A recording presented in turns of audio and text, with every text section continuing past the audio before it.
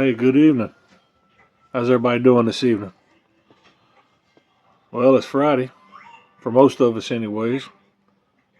Means we got the weekend off finally. Those of y'all that have to work, I've been there. I feel your pain. Trust me, I've been there. Put a many weekends in. Those of y'all, if y'all are seeing this for the first time, we are going through the 25 days of Christmas through the book of Luke. I encourage you to go back and start with the first video, and that'll get you caught up to tonight as we are in chapter 12 of Luke. So, without further ado, let's get right on into it. You can either follow along or you can listen. Either one is fine with me.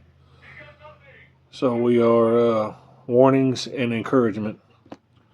Meanwhile, when a crowd of many thousands had gathered, so that they were trampling on one another, Jesus began to speak first to his disciples, saying, "Be on your guard against the yeast of the Pharisees, which is hypocrisy. There is nothing concealed that will not be disclosed, or hidden that will not be made known. What you have said in the dark will be heard in the daylight, and what you have whispered in the ear in the inner rooms will be proclaimed from the roofs.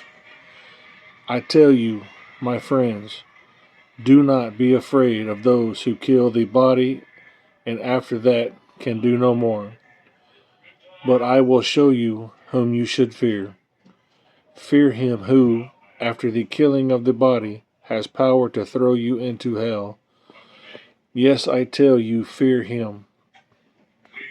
Are not 5 sparrows sold for 2 pennies? Yet not one of them is forgotten by God. Indeed, the very hairs of your head are all numbered. Do not be afraid. You are worth more than many sparrows. I tell you, whoever acknowledges men before men, the Son of Man will also acknowledge him before the angels of God. But he who disowns me before men will be disowned before the angels of God. And everyone who speaks a word against the Son of Man will be forgiven. But anyone who blasphemes against the Holy Spirit will not be forgiven. When you are brought before synagogues, rulers, and authorities, do not worry about how you will defend yourself or what you will say.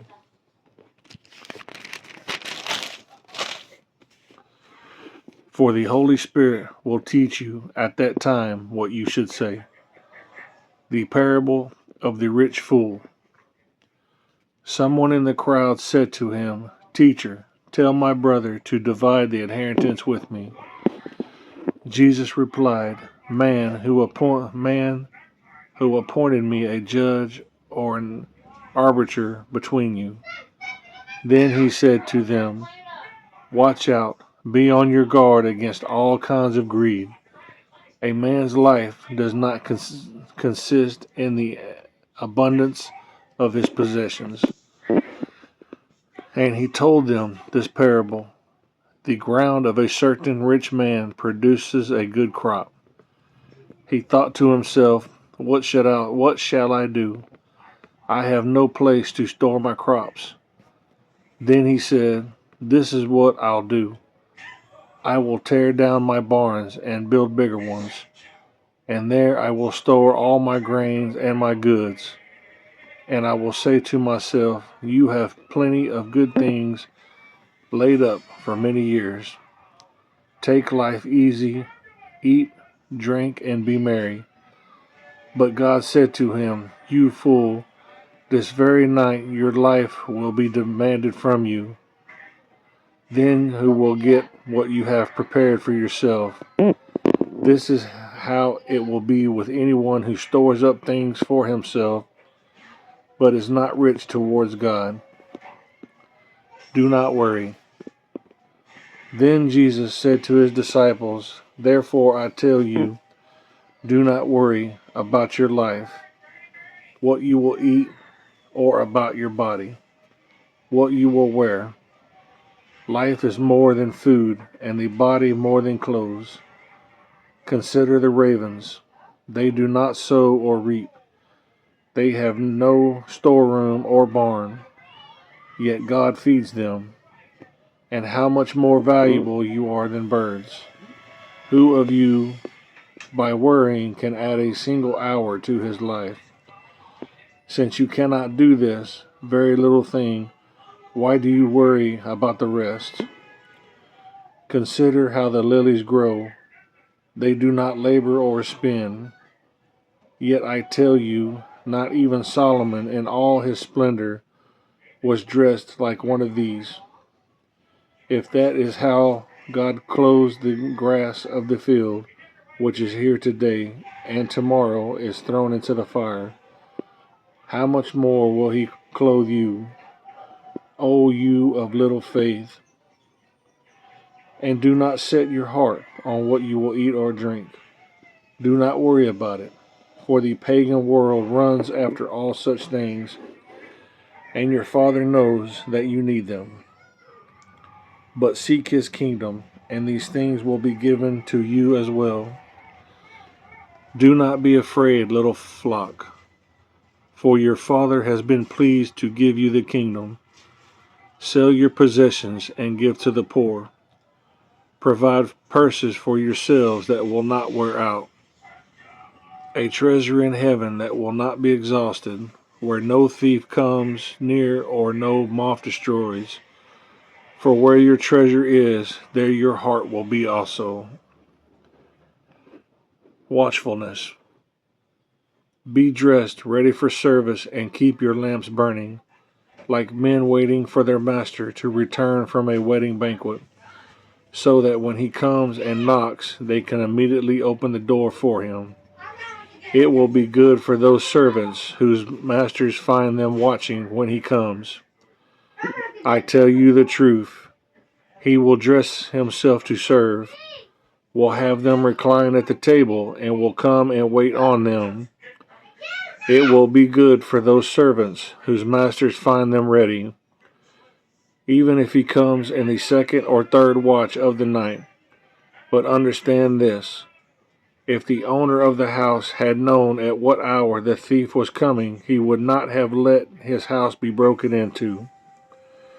You also must be ready, because the Son of Man will come at an hour when you do not expect him. Peter asked, Lord, are you telling this parable to us or to everyone? The Lord answered, Who then is the faithful and wise manager, whom the master puts in charge of his servants, to give them their food allowance at the proper time? It will be good for that servant whom the master finds doing so when he returns. I tell you the truth, he will put him in charge of all his possessions. But suppose the servant says to himself, My master is taking a long time in coming, and he then begins to beat the men servants and maidservants, and to eat and drink and get drunk. The master of that servant will come on a day when he does not expect him, and at an hour he is not aware of. He will cut him to pieces and assign him a place with the unbelievers. That servant who knows his masters will and does not get ready or does not wait or does not do what his master wants will be beaten with many blows. But the one who does not know and does things deserving punishment will be beaten with few blows.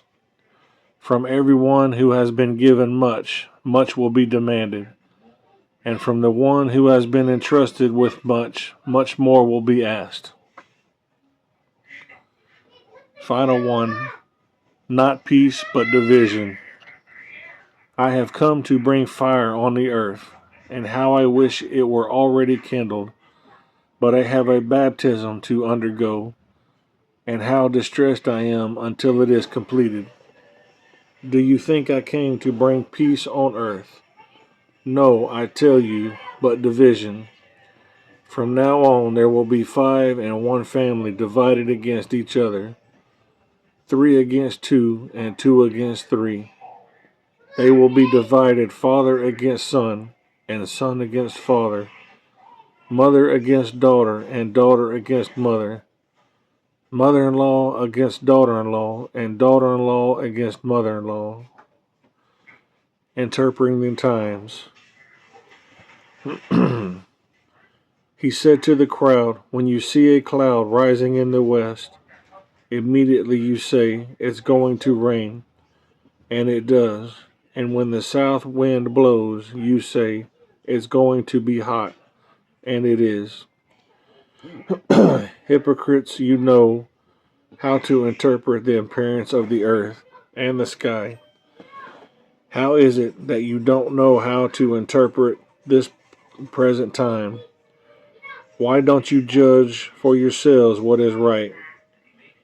As you are going with your adversary to the magistrate, try hard to be reconciled to him on the way, or he may drag you off to the judge, and the judge turn you over to the officer, and the officer throw you into prison. I tell you, you will not get out until you have paid the last penny. All right, ladies and gentlemen, well, that's it for chapter 12. We will try to. I will try to get into 13 as quick as I can. So I will see you then.